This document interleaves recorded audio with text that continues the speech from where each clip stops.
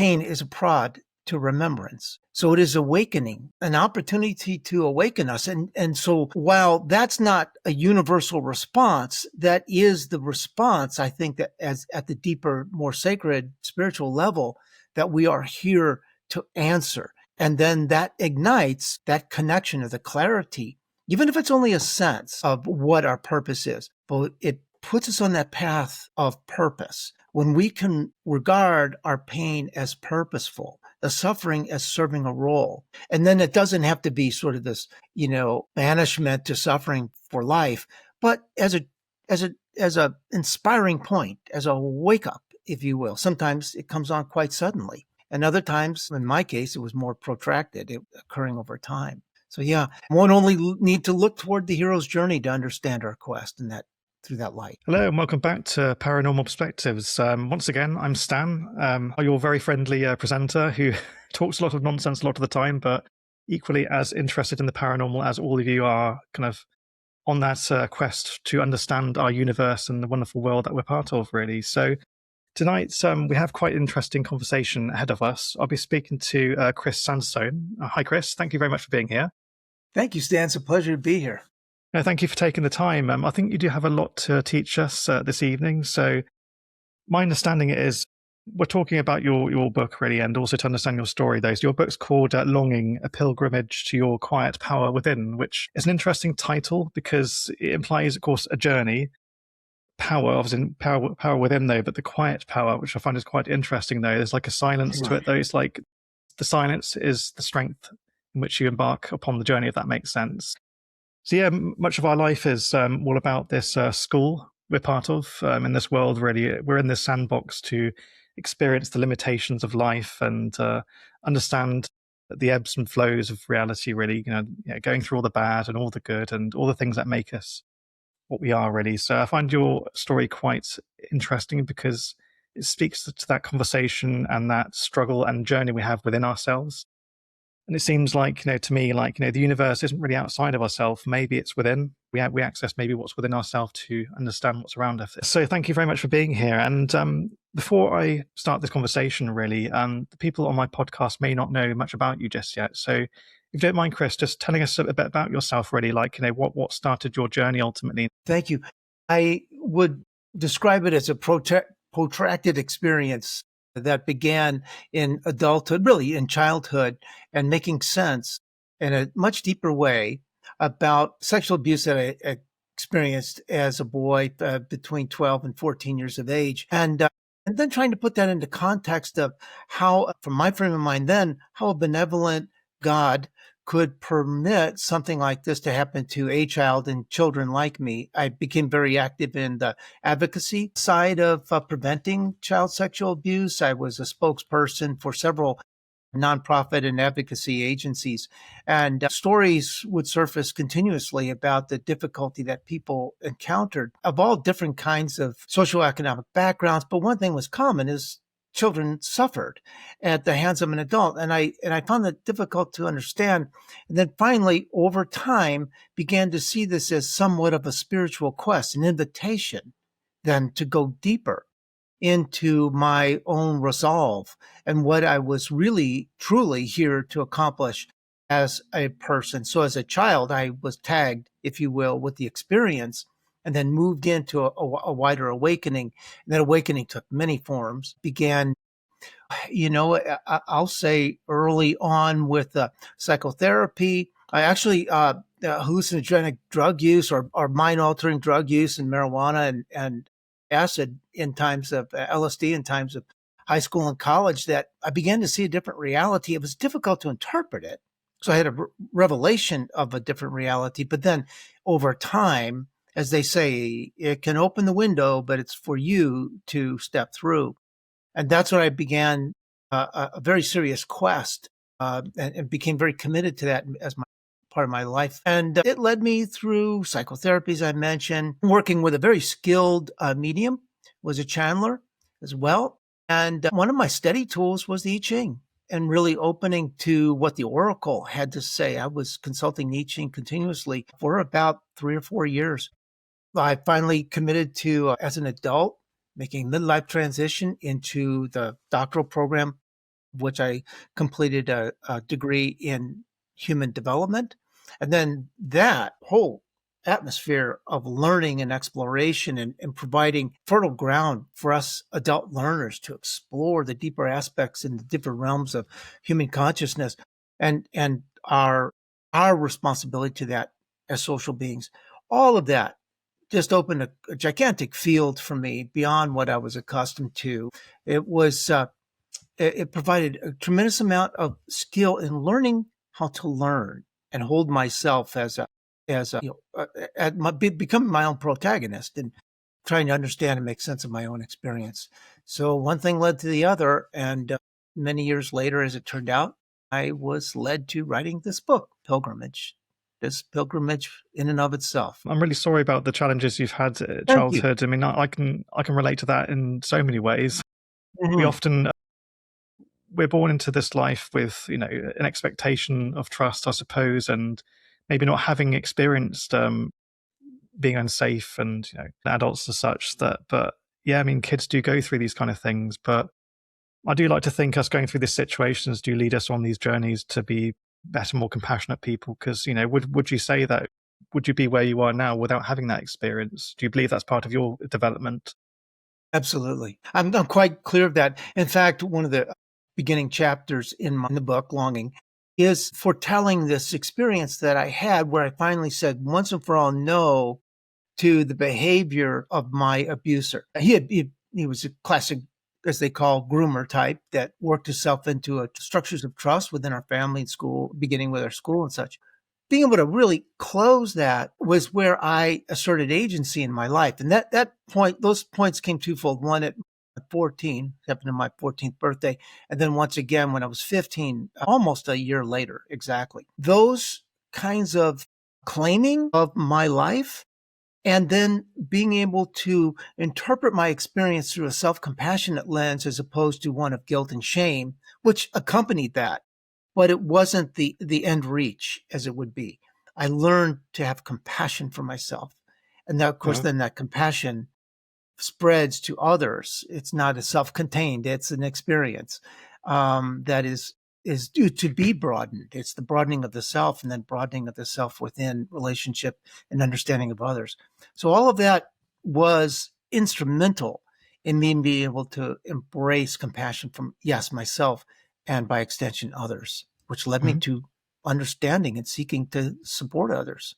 Yeah, I've a lot of respect for that attitude because there are so many people that I've known who've been through similar journeys who've ended up quite bitter people, quite frankly. They haven't really taken that learning and they've pretty much questioned, you know, the world, why me, been through the whole process. I mean, there's times in my life when I've been that, you know, in that way, that's for sure. But I have a lot of respect for people who go, actually, like, I've been given this short straw in life. What can I learn from it? How can I take my power back? And how can I, once I get myself through these tumultuous waters, use the learnings to help other people? And that kind of defines a certain purpose as well. So that leads me on to the first question. I was going to ask you, like, what do you believe this life is really? Because your the title of your book alone implies a certain journey, a struggle. Like, what do you believe our mission is here, and what is the soul's mission? You know, I want to clarify a matter of semantics perhaps, but there are those of us who have a unique mission in this lifetime. That is to accomplish something, to leave a legacy, to whatever it may be. And all of us have a purpose. It answers the why of our existence here. Why are we here? Why did we endeavor, if you will, to this sort of boot camp for the soul, this learning ground for the Mm. soul? Why did we endeavor to this? The mission, as I mentioned, is a separate sort of quest, but either one requires a deeper commitment to embrace suffering. And as odd as that may sound, I reference a quote by Paramahansa Yogananda, the wonderful author and an activist in spreading meditation really worldwide. He said that pain is a prod to remembrance. So it is awakening. Very good. It's Very good. an opportunity to awaken us. And so while that's not a universal response, that is the response, I think, that as at the deeper, more sacred spiritual level, that we are here to answer. And then that ignites that connection of the clarity even if it's only a sense of what our purpose is. But it puts us on that path of purpose when we can regard our pain as purposeful, the suffering as serving a role. And then it doesn't have to be sort of this, banishment to suffering for life, but as a inspiring point, as a wake up, if you will. Sometimes it comes on quite suddenly. And other times, in my case, it was more protracted, it occurring over time. So yeah, one only need to look toward the hero's journey to understand our quest and that through that light. Gosh, we're only 10 minutes in. There's quite a lot of learning in this time. So yeah, thank you for that. Oh, you're welcome. So yeah, so do you believe before we enter this life, I mean, do you believe in the idea of soul contract, essentially, like us ultimately deciding our mission? And so, and yeah, how do you think that works as well? Because I know there are people out there who have maybe suffered tremendous, awful things, and the idea of them thinking, okay, well, or someone saying to them, okay, well, you maybe decided that, can be quite infuriating to them. It'd be great to kind of get some context behind that as well, because I've heard some similar theories before, and I have different opinions myself about how that could work. But yeah, like how do you believe that all works, and what is the goal through that, the signing of that contract, so to speak? Well, yes, and I think it's such an interesting question that you're raising, and it's one that I only have an incomplete answer to, as most of us would, even those most knowledgeable among us, because it's a constant revelation. We're constantly being enlightened about our existence, and our existence itself becomes more and more complex as we evolve as a species. But in regard to how I interpret a soul contract is there is a commitment that we make before incarnating, that we make with another to serve purposes of our equal, or I shouldn't say equal, but our shared expansion. That we're going to do this in support of one another. Some of that is sort of balancing the karma. So if we've had a soft voice, maybe we come into this lifetime with the quest to have a loud presence. And there is someone then that can support us in holding that loud presence or inviting us into the opportunity to speak.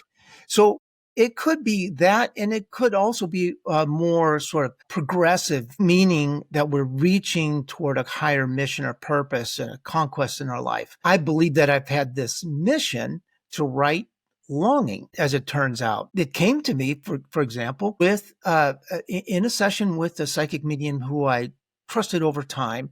And she had said, well, here's something new. Your guides, she would channel my guides, are showing me a book, quite a large book, and you're going to write a book. And I said, well, that's interesting. And I'd been through my doctoral studies and did a dissertation and all the papers preceding that. So I wasn't foreign to writing, but I didn't have a clue as to what this would be about. So she said, don't worry, they'll provide you the answers. The guidance will come. So here was the beginning of a fulfillment of a contract that I had to write this book. And along the way, then I got busy in the classic sense of being a researcher, and I was going to go study the higher levels of human consciousness and the advanced theories that are now out in the time of, this is right around the COVID outbreak. So 2019 is when I first had the conversation. So I was going to go in, I did it, and I spent some couple of months really immersing in that. Did a pretty good job, I have to say, of writing a nice literature review. Got back with my medium, and Victoria said, no, you're off the mark. That's not the way to approach this. You have contracted to do this in a certain way that you are going to receive this. So you have to learn to receive.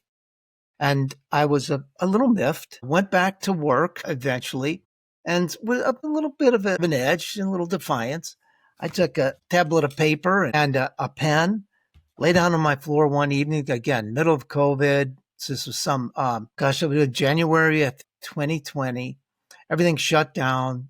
I was not able to teach the Hoffman process. Everyone was sequestered at home. And I, being a lifelong meditator, put myself into a meditative trance and said, okay, let's see. First thing I did was write a poem.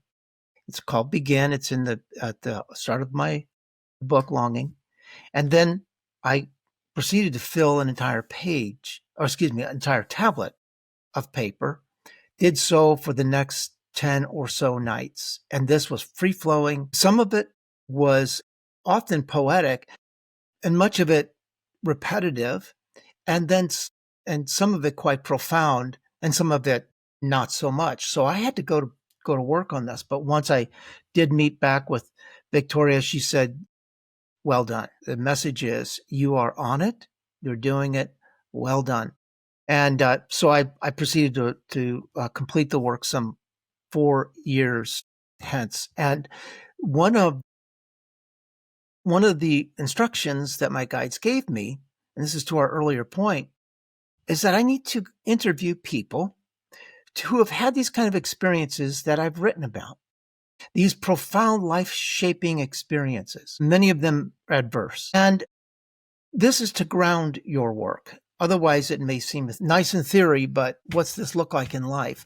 So I had the honor of interviewing 5 people whose experience informed them in the same manner that my early childhood abuse had with me.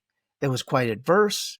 These are not the kind of experiences any one of them would have enjoyed or invited into their life, but they came nonetheless. And it changed them in such a manner that they were more open in ways of loving their self, having compassion for self and others, having the ability to trust their existence, to find a deeper purpose in who they are, and any variety of these outcomes, but all in the direction of expanding their self in the spiritual realm.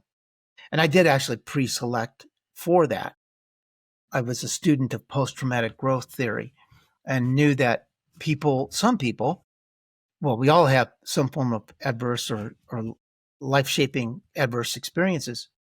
And sometimes there are some of us that don't make sense out of those, and they live life in the victim or martyr kind of position and resent life. They resent their experience. They want to wipe it away, ignore it, but they can't. And it lingers. It has adverse effects on them and their attitude. However, there are others that for some reason that researchers still would like to identify most clearly, step into a different kind of awareness that says, this actually will serve a better end. I know that. I may not know what it is now, but I'm going to explore that possibility. And those were the people that I pre-selected for. And as I said, I met with 5 of them and we did in-depth interviews. It was quite, writing this book itself and doing that level of research was transformative to me. And sometimes I wondered if I only wrote the book for that sake. But I'm realizing it's resonating with other people far beyond myself. Gosh. It seems like the book has quite a mission on its hands, really, and it is, it's a book that can speak to so many people who have been there, been through their traumas and been through their experiences. And I've never forgotten something that someone said to me years ago. And I'm a parent myself, 2 very lovely kids, and there are times when I've questioned, like, am I a good enough parent?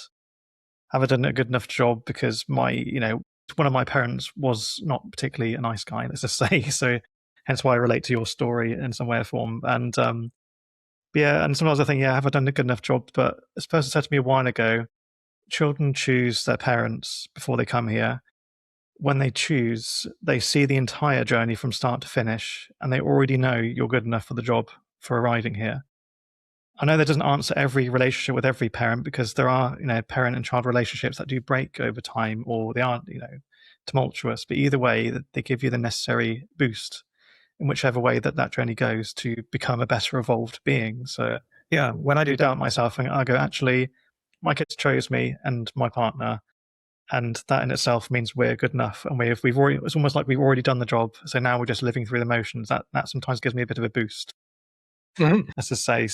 So yeah, so I've noticed that there's actually particular phrases. I love phraseology. I've always had this little thing for it. So there's a term in your book, soul genius, which I think I think it's really good. It's, aside from sounding like the guys that you meet at the Apple store that repair your computer, soul genius actually is quite. Sorry, soul genius is quite a powerful term actually, though, and it seems to be, like, to me, representation of, like, the ideal endpoint. Okay, well, I've been through my experiences. I've doubted myself. I've believed in myself. I've been angry at life. I've given into it, and I've kind of got there, basically. Am I right in saying is soul genius like the next phase, basically, or is that the ultimate goal?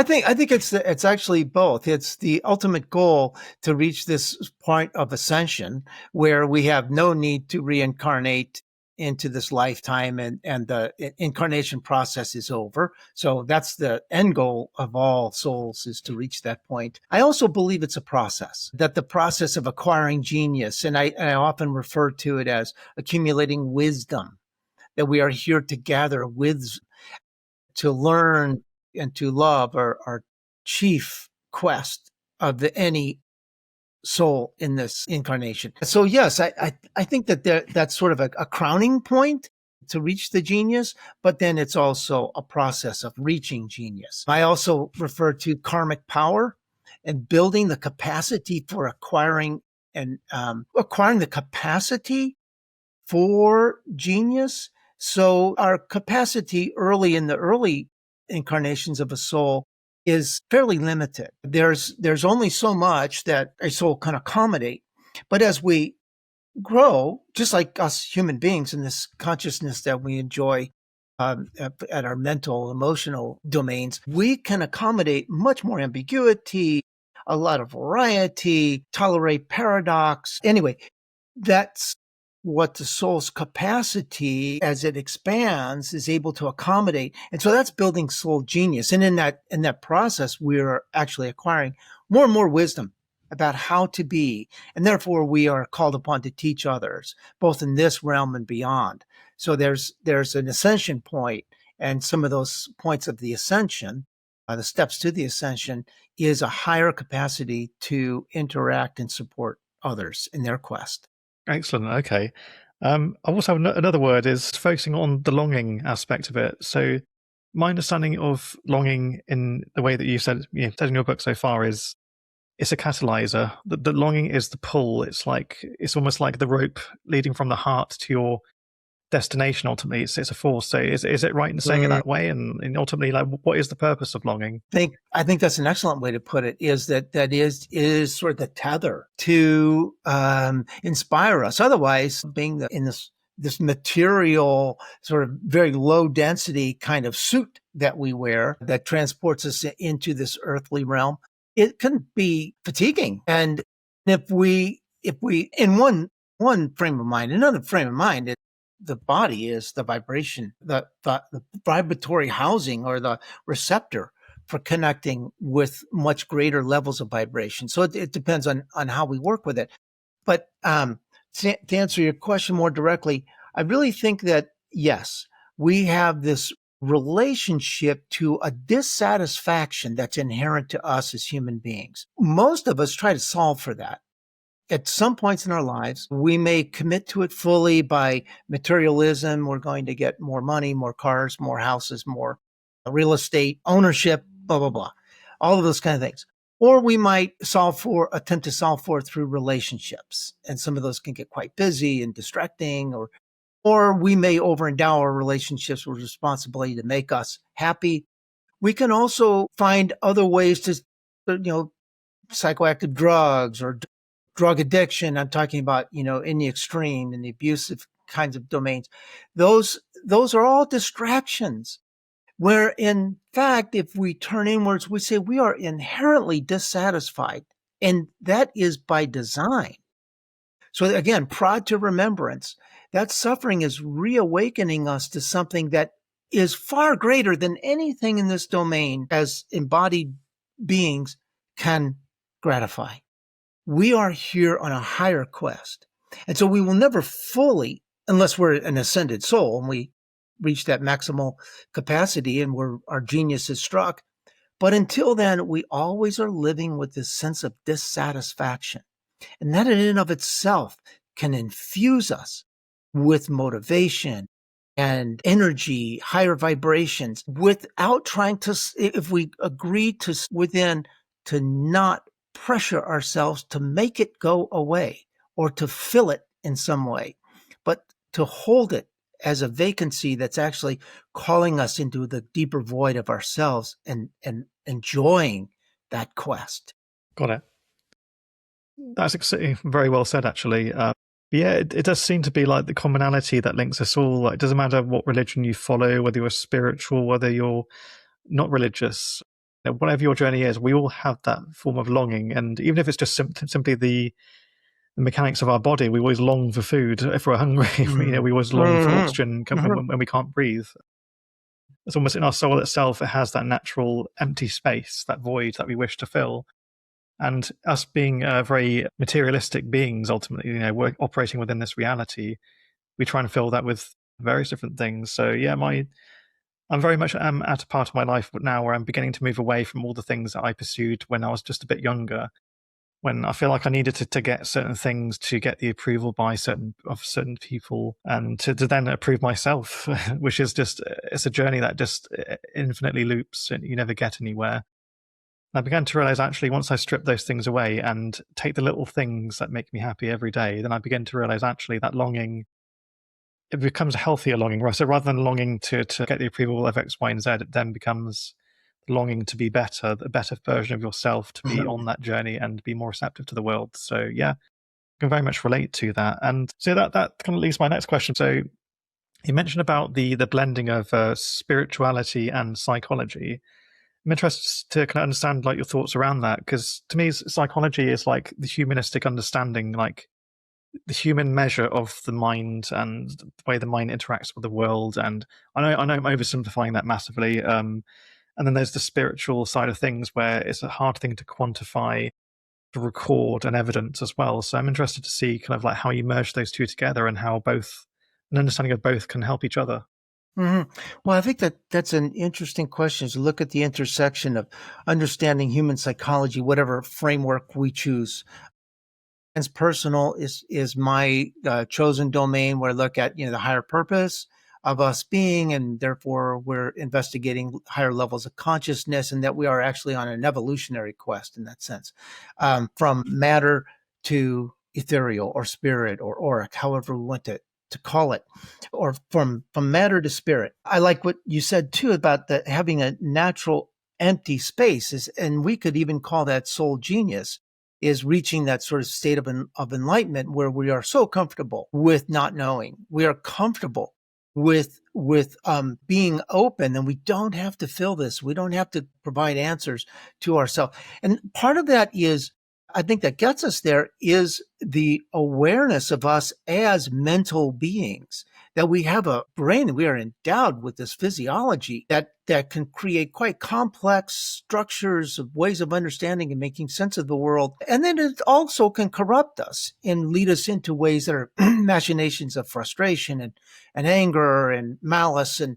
all of those other, if anything else, shame, and to the extent that it's toxic, and we hate ourselves, and we treat ourselves awfully for this immensely creative capacity that we have. But really, to make peace there, to understand that brain that manifests in all our mental functions is really a gift that's here to help us. It's not the end. So to become powerfully intellectually is not the end. It's serving a means. And most of us begin encountering that in meditation or other kinds of yogic practices, where we seek serenity, and here goes the brain over and over and over again, until we can learn to quiet the mind and allow the brain to rest. That it is in service of our higher ascension. And I think the more that we move through the lower levels of consciousness to the higher levels of consciousness, then the brain is a contributor to that, or the mental functions of the brain are the contributors to that, but they're not the end. And I think particularly in our Western hemisphere of this planet, we emphasize intellect above all else, above body, above other aspects of mind like emotion, intuition, other ways of knowing. And that becomes sort of the quest. Again, it's to be in service of our ascension and not the point of our being. Mm-hmm. Yeah. No, that does make sense.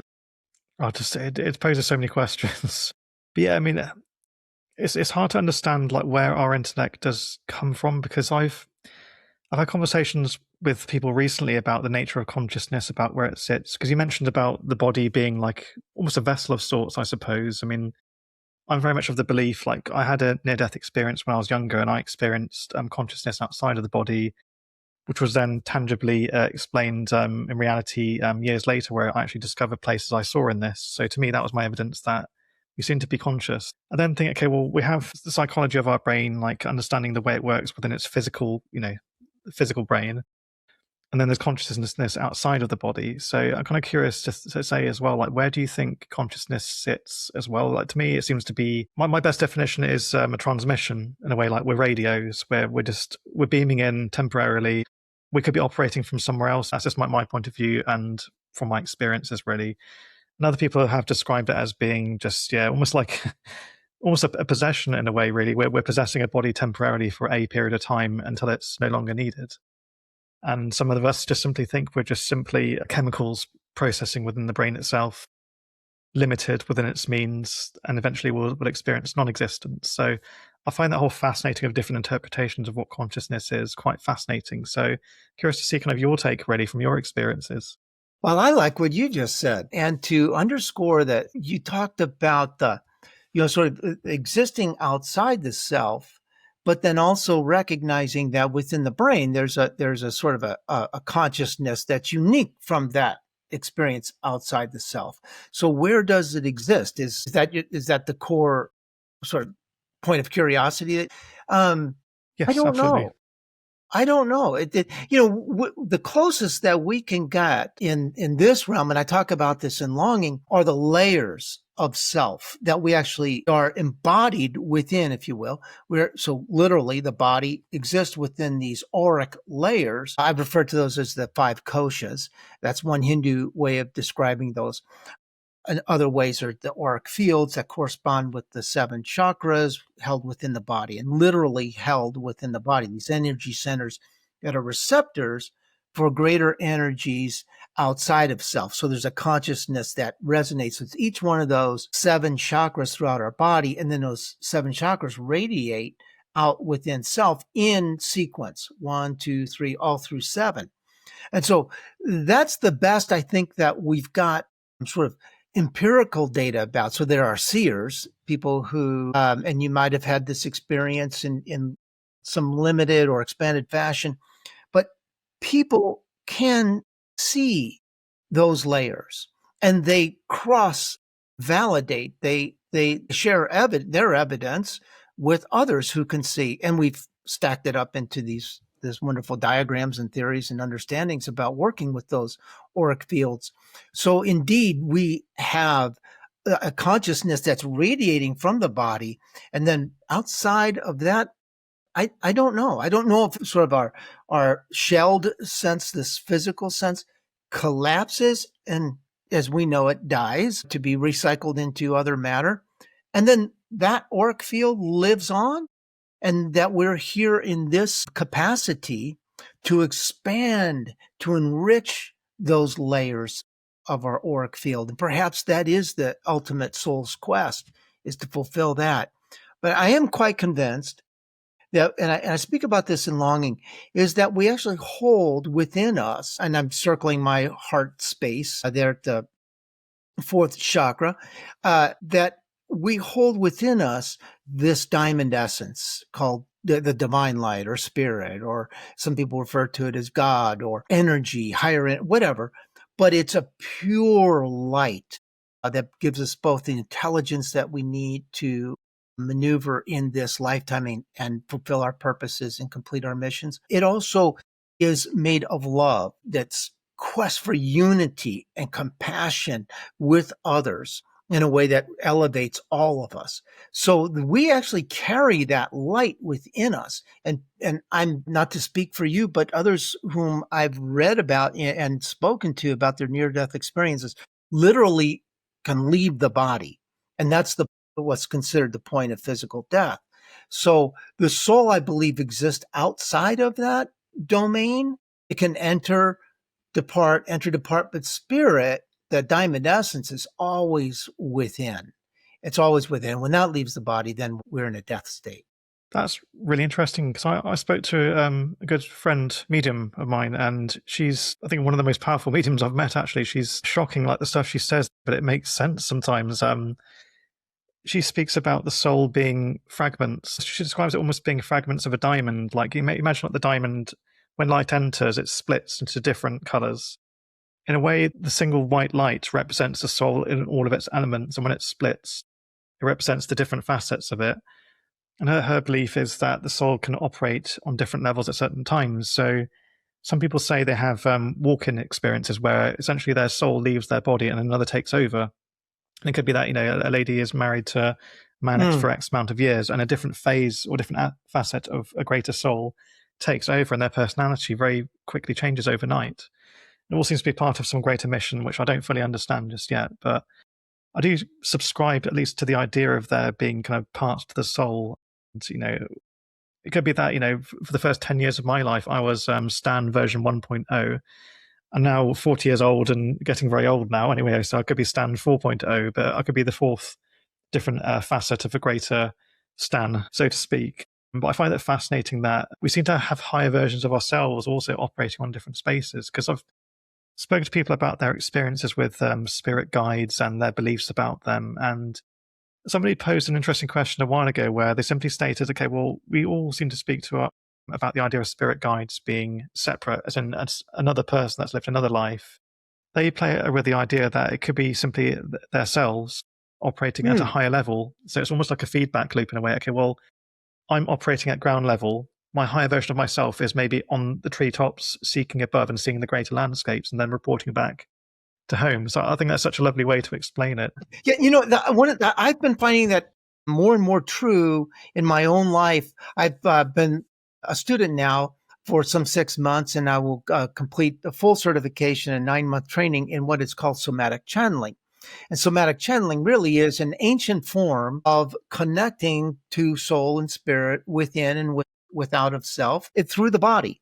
So we might say that it was the predecessor, the sire to and the dam to all of the yogic practices we have: Tai Chi, Qigong, Hatha Yoga, the movement of the body that resonates with the vibrations. That's a very purposeful. It's not a random or a disciplined movement. It's open to the sequencing of what needs to be expressed next.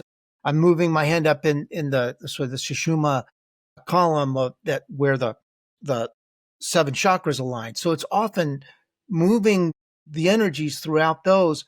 And so I'm finding that there is both this energy within and an energy outside of my own auric field that I'm calling in, and I can do that purposefully. Some of the instruction that I receive while I'm doing that is coming in a clairsentient, mainly a clairsentient manner. Sometimes I get in a clairvoyant manner, but it is informing me. And I don't think that's me necessarily, although sometimes it has a different flavor and it does feel like me. So I feel like I'm doing this continuous conversation of self. So perhaps my own soul communing with me, and then my spirit guides. So I think it's more complex than either or. I think it's actually a question of both. Yes. Both is happening. Yeah, that's really interesting. I mean, it always leads me to so many questions, though, so I'll try and keep things really straightforward for this episode. So I'm learning so much more about spirituality as time has gone by, and begin to understand my greater self and, the power I actually do have. So I did spend many years of my life following a very, not a great childhood for so many different reasons, but just not having real trust in the world with, trust in people, I suppose trust in life. And with that came this doubt of who I am. Like, I found it very hard to speak when I was younger. I used to be very nervous. I used to speak so quickly, and because all I wanted to do was to say what I needed to say and exit the room, just be left alone, kind of thing. That's the way it was for many years. And I doubted my abilities. Like, I had an idea when I was younger that I wanted to be an artist because I was exceptionally good from a young age because of my near-death experience. That came as a gift. That was part of it, though. But I doubted that anyone would ever take me seriously. And that almost fed into my reality, really, because people also doubted me, because when I made my claim of I believe I'm good enough for this role, people would doubt me because they could see that I doubted myself already. So I went through a big time of great learning where I researched different philosophers and different religions and different spiritual belief systems. And I spent time as an atheist as well, actually, because I wanted to almost deny all that I'd seen when I was younger. Like, so I'd seen some quite extreme paranormal experiences. I decided, okay, I've had enough now. I'm going to ignore this whole journey and just take my step back and just go on that. Didn't really work out, funnily enough. Things soon came knocking on the door, so to speak, and reminded me of who I'm meant to be. But because I spent that time like almost doubting myself, and again, this links into the whole irony of shame thing that you talked about as well. That it's like, okay, I went through that period of shame, basically, of like doubting who I was and making sure other people's doubted who I was as well, to almost support that belief that I was, never going to be taken seriously, never get the career that I wanted, or get the friendship groups that I felt that I deserved, and so on. It's until I embarked upon that quest for knowledge and introspection that I began to realize, actually, I do have the power. And once that began to rise out, then eventually I found that I was getting the job interviews that I really dreamt of, really, and my life began to very much change in so many different ways. So if I didn't have that period of, I would call it shame, really, it's like, I felt like that period was the period that boosted me forward. I kind of needed to go through the mud to see the stars, kind of thing. So with me saying that, like, do you think that's a good way to describe like the irony of shame as well in the definition of your book? Because I think it was a really great catalyst. Yes, I think you put your finger on it, that it actually does serve a purpose. And I'm talking about the universal shame that we all experience being born into this world. And the first a profound experience we have is separateness. So we could conjecture that as a soul, there was complete unity with all there was, and to a limited extent, right? Otherwise, the soul is not going to incarnate, so it's not complete. But there's that communing with divine, and then in quest for its journey for perfection, joins into the physical. So there's some beginning separation there between the prior state of vibration and now in this physical state of vibration. It occurs over some 9 months of pregnancy. But once born into the world, we are born into separateness. And as a being completely dependent on others for our well-being, for our satiation of hunger and thirst, for all of our needs. Among the mammal kingdom, we are the most dependent for the longest period of time than any other mammal, primates included. And that serves the purpose of us experiencing that separation as a prod, as vital to our awakening. Now, we don't always awaken. So oftentimes we live in a state of separateness, and we begin learning as an infant on. It becomes more complex and convoluted the older we get. But at the very fundamental level of an infant, the first sense is something is wrong. Of course, this is not an intellectual thought that we can articulate or that floats as a coherent understanding, but it's a felt sense. It's all sentient. It's all within the body. That something is amiss. And that's the only way that we have to connect with the world around us is through the body. In fact, our skin is our first point of separateness. It's what contains us. So we begin to have this experience that something is wrong. And then the more that we experience that hunger, that pain, that need to connect with others, and there's always a delay, and there's always a communication process that has to occur in order for us to get our needs met. There's a struggle. And in that struggle, we start to recognize that things are really wrong. And the wrong is in this experience of the body. I'm articulating the sensation of it. This is not a coherent thought any baby would have. We really don't have this until we're well into adolescence. But the understanding is that something is wrong, and the wrong is here, so that when I'm hungry, there's a disruption. I don't like this disruption. I would like to get away from this. So we scream, we cry, and those that know better feed us. And then it satiates that hunger for a while. And then we have it again. And then we're constantly dependent upon someone else to fulfill that, know what we need, because we don't even know. So this continues on. It gets more complex as we become toddlers. But all the while, well into early adulthood, we are learning how to communicate to others that we are in pain and we need something. something is wrong inside here that we cannot fix, we cannot solve for without the help of others. And so there's this sense of again, something's wrong, something's bad, something's not right, and it has to be here because this is the felt experience of it. And as our minds become more advanced, we cling to that thought, because if we would embrace that perhaps there is fault with the godlike characters who satiate our needs, then we're really screwed. So we want to keep it back here, that I have some kind of agency. At least I know I'm messed up, but I'm the mess and maybe I can fix it. So then we get in, as we get older, into early childhood, middle childhood, we start figuring out ways we're going to be good children.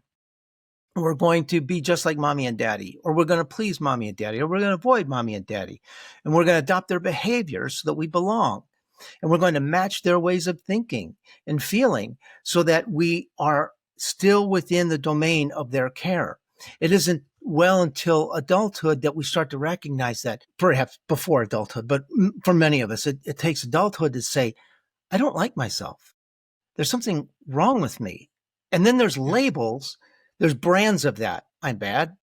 I'm not worthy. I'm dirty. I'm dangerous, and all of these kinds of ways that we label that feeling, but that feeling is the toxic shame that can run away with our lives until we turn to meet it. And that's what that first point of division, that separateness that leads to the toxic shame, is actually a quest to connect with the divine within us and the divine that is within all there is. And so once we wake up, we can learn that I'm not bad. I've only experienced separateness.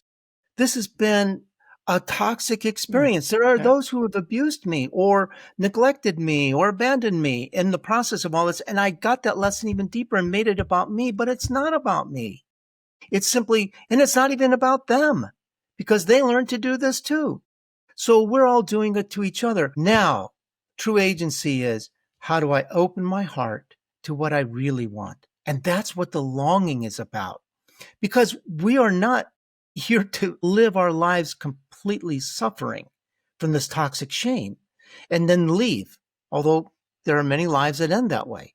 We are here to awaken to something that's much greater that can satiate that. And I've heard it described as the mother wound.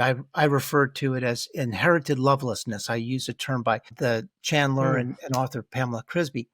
And in that quest, we're really solving for the deeper quest, the deeper question. We're really solving for, where does true peace come from? It's not relying on others, and it's not castigating ourselves. It's embracing who we are as beings of love and light, and let's find that. So however you do that, it's up to you, but that's the quest, and that's what the longing is about, because it would be really cruel to us, and I don't believe we're born into cruelty or created by cruelty, but it would be really cruel if that was the only experience we had, was to be born into separateness and blame it on ourselves and live life pointing the finger at us and creating an endless fix-it project throughout our life. But no, we are much bigger than that. There's something much greater by design that's ready to happen.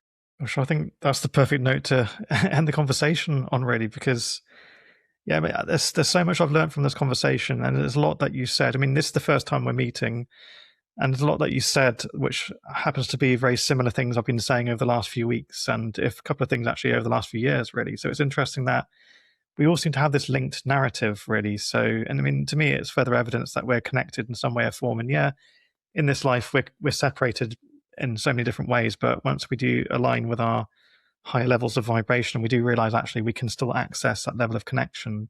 Through that connection, we seem to have these shared ideas, which just happen to land in our heads. And then we have to unlearn it and open to the beauty of who we are, where we really are enchanting beings. There's just so much clutter in the way. Yeah, and I work with use past life regression in my work, my spiritual coaching, and that's the point of it, is soul retrieval. Let's retrieve these parts that we've cleaved from our true nature, and we've only hidden from ourselves, but it's still there. Yeah, have you heard about before we finish up, have you heard about the Akashic records? Yes. So it seems to be this thing, like I've visited it in meditations, and at first I thought it wasn't a real place. I thought it was just some sort of fantasy until I really began to meditate, and eventually I sort of went there myself. And it seems to be between each and every life, there is that library of information slowly building over time. It's almost like the universal server, really, the server room of the universe, recording every last little experience, because it seems to be we are in some way or form an infinite being experiencing limitations, each individual aspects of it, of something greater, if that makes sense. Which, yes, it's a larger being giving itself limitations to fully understand and appreciate and grow within itself, if that makes sense. So the Akashic Record seems to be that collective consciousness, evidence of that journey, which, yeah, it's amazing. Because I do kind of question, okay, well, what if life is so tricky here? Why do we choose to come back? And obviously I don't remember everything that I was before now, and not entirely, but I'm beginning to. But either way, like, we can't really judge our decisions we made before because we don't know. And there's a reason why we don't know. But yeah, we do come back, and there are aspects to this life that are wonderful. There are many wonderful things I do see day to day. I see many terrible things day to day. Like road rage drivers, and you get kind of quite angry people, especially at the moment, really. And because of this awakening that I've been through myself, I've begun to be more forgiving of those in anger, saying and doing awful things, because I know that they're going through their journey and they're in their moment of disconnection, I suppose, disconnection from themselves, and also understanding what reality is. So I do find these kind of conversations are just a reminder to be kind of kinder to each other through those. So yeah, so just to finish, if that's okay, I got one last question for you. Do you have any advice for anyone kind of beginning to go through that awakening? Because sometimes it can be quite abrupt, really. And making of their own reality, basically. Do you have any advice for people, like what to research, what to do, and what does it all mean? Yes, first is mindset, which is be kind. Be kind and patient, and that can be difficult. We want to get on with it and move ahead, and especially from our sort of achiever mindset that we so foster in our economic system, and get ahead in our competitive academic ways. Be kind, be patient, be kind. And there are there's a plethora of resources now available. Your podcasts of similar nature, people reflecting, so finding others and other resources to learn from and to learn with. I think one of the key considerations is, how do we rejoin relationship with others at a new level of learning that goes beyond academics, but is having these kinds of conversations as you foster, in a way that's community-based. And we're here to explore and learn from each other, just as I have learned from you, and I submit possibility you've learned some things from me, and to have these ongoing conversations. So not to be alone, but to seek with others. And then the plug for myself is a person like me who has the skills to do the spiritual guidance and informing. And I can't live the life or tell my clients how to live their life, but I can support them in discovering how they want to live theirs, and provide instruction and structures for that. So yes, there are so many good resources available and so many wonderful books out there. That, and one of the primary routes that I found was the Hoffman Quadrinity process. I know there's a location in the UK. There's about 14 or 15 now internationally, that is built all on reclaiming self, forgiving the transgressions of our parents as human beings, and making peace with them so that we find our own journey and submit ourselves to that as our priority, and not keeping mother and father out, or keeping them down, or whatever it might be, paying homage to them. We find it within ourselves. So, and I would love to hear from any of your listeners. And is it all right if I give my website domain? Of course, yeah. I'll drop all the links in below. So that's what I was going to ask you. So where can we find your book, basically? Absolutely. Yeah. Yeah. Thank you. We're getting close now. We have a release date in the US of June 2nd. It's available through Simon & Schuster.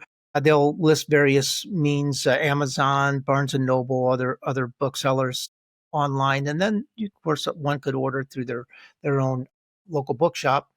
There's also an earlier release date in the UK, but I'm not sure exactly when it is, but it's not too far off of June 2nd. It's like May 27th or Yeah. so. Well, I can find out for you anyway. I'll put the right date below. But Thank you. either way, it's not far away, it seems. So yeah, I mean, is this your first book, or like have you It released is. others? It is. No, this is Okay. my first book. As I said, unexpected, and here I go. I didn't plan to do this. It came to me. Well, I'm just I about to planned become to an do author it. for the first time as well. Yeah, I planned to do it in my prior life. And I'm sorry, I didn't hear what you said. No, I was saying I'm just about to become a first-time author as well. But Oh, wonderful. yeah, I'm sure your book will do well anyway. And I hope this conversation helps to educate others on the mission of the book, really, and also just invite them to an opportunity to know your story and read your story, which I think people will benefit a lot from. So I'll continue to read your book anyway. It's a fascinating. I see it as a grounding, really, like almost. It sounds really bizarre saying it though. Like I see it when you buy a car, you have a manual of how to maintain it. I feel like this, in a way, this is a manual for humans. I feel like I'm oversimplifying it though. It's much more to it than that though. But I feel like it's actually a reminder. Oh, by the way, I want to let you know this is who you really are. This is what your journey is basically, and this is your invitation to understand and embrace that journey and become that kind of soul genius kind of thing. Yes. Yeah, but I love your phraseology in the book as well, though, because it's nice direct points actually, which I think will stick with people. Thank you. I appreciate that. Some of those were original to me, and some of those just came in the writing. They just came naturally. They did. Yeah, they floated in through the powers that be. I just thought of another resource is Insight Timer. There are a plethora of courses and meditations there. In fact, I have some that I'm quite happy with that are in the vein of what you and I have been speaking of today, and that are in the vein of how I present experiences in my book, Longing, A Pilgrimage to Your Quiet Power Within. It is a very subtle lead into one's own self-reflection rather than doing how to. It's a gradual movement into self. And that's what my meditations are designed and accomplish. Okay. Well, I'm a big advocate for meditation, and admittedly, I don't do it enough, really, the way my life is so busy. But I've been trying to find ways to meditate without meditating the traditional way. Basically, it's almost taking 5 minutes to just take a step away, try and reconnect with my real self. Though, Beautiful. So I mean, yeah, I'm very much a big advocate for that because it offers you such wild access to just amazing insights. And there's been times where I've been really stuck in life, not knowing which way to turn, and I simply go into my meditation, come out, and I'm given the right direction to go. Wonderful. Who's directing me? I don't know exactly. I do like to think it's my other self somewhere operating from somewhere. You anyway, I appreciate you take. Trusted by the nature of it, right? If it feels kind and loving, that's the thing. That's it. Absolutely. That's it. Yeah. No, it's one quick thing, if you have 2 minutes or 5 minutes, a hand on the heart space, which is that fourth chakra I was referring to, our domain of love. Yeah. Yes. And then one near the root, or we could call it the sacral chakra, just below belt line, and take with the eyes at a soft gaze or closed. You can even leave them open. A couple of deep breaths with mindfulness around the breathing, pausing between the breaths for up to 5 minutes. I'm sure most would experience a sense of groundedness and mental clarity. Is this I call it the square breathing technique? So you breathe in 4 seconds, hold your breath 4 seconds, breathe out 4 seconds, and so on. You keep going that loop. Similar. I don't know if that's the same thing, but yeah. Yes. No, I didn't apply a count to it, but that's the sequence. Yeah. Got it. Okay. Hold, pause, release. In Longing, I refer to it as traversing your slope. We go up the slope, down the slope, back up the slope. So just for the visual types, it's helpful. I like that. That's very good, actually. I think I'll use that version of it in the future, actually. But yes, it's great because also sometimes you just need to kind of realign the mind with body. Sometimes the body just goes into overdrive, and you need to just ground and connect and clear. So yes, isn't that so true? Yes. I appreciate you taking the time, Chris. It's been an enlightening conversation. You're very kind and humble soul, and it's a real pleasure to talk to you. Thank you, Stan. This has been a pleasure. This has made my day. Thank you for this opportunity.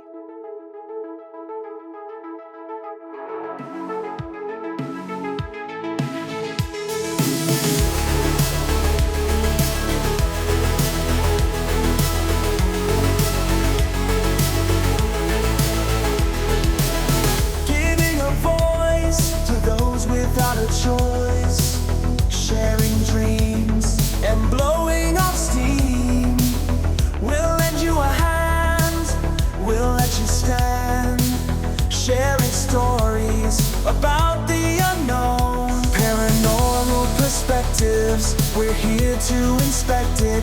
I'm a small, not a medium. Let us escape from this tedium, learning from each other, breaking barriers, a message of hope, birthed from the unknown. Who you gonna call? I'm not a ghostbuster, no proton packs, just crossing streams of knowledge. It's not so scary when things get hairy. It's not the paranormal, just future normal. Breaking barriers, no longer the carrier, releasing the fear and replacing it with knowledge. Understanding each other, we uncover a whole new point of view within you. Paranormal perspectives, we're here to inspect it. I'm a small, not a medium. Let us escape from this tedium, learning from each other, breaking barriers, a message of hope, birthed from the unknown. The only stream we need to cross is the platforms to get the message across. Knowing each other, sister to brother. No ghost or spirit or demon will ever get the better of this medium.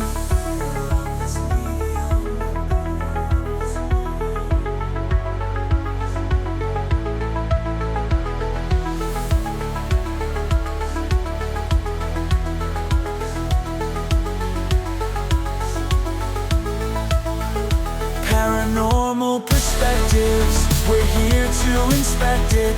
I'm a small, not a medium. Let us escape from this tedium, learning from each other, breaking barriers, a message of hope, birthed from